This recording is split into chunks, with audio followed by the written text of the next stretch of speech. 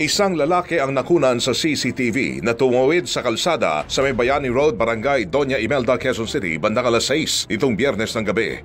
Pero bago tuluyang makatawid, makikitang naispatan niya ang isang nakaparadang motorsiklo na bukas ang ilaw at makina.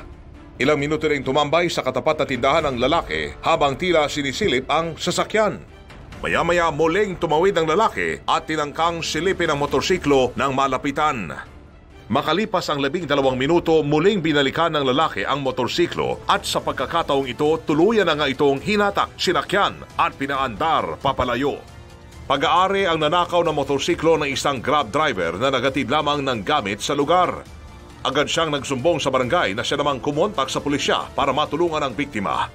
Sa tulong ng CCTV, nakilala nila ang nagnakaw na si Prince Aldrin Reyes, 18 anyos at isang car wash boy sa lugar.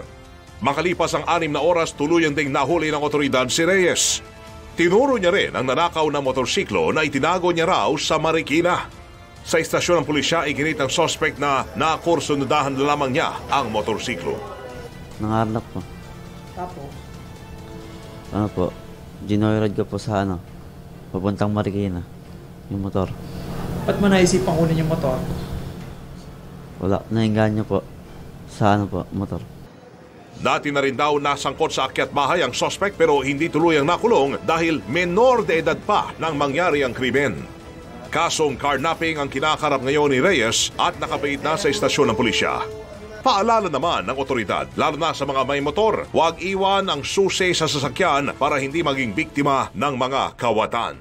Huwag iwanan yung susi kasi yung parang binibigyan natin ng pagkakataon yung mga ganyang klaseng tao, yung mga suspect na magawa nila yung kanilang hindi magandang gawain. Weng de la Peña, Radyo Pilipinas. Barinig kita sa mukha eh!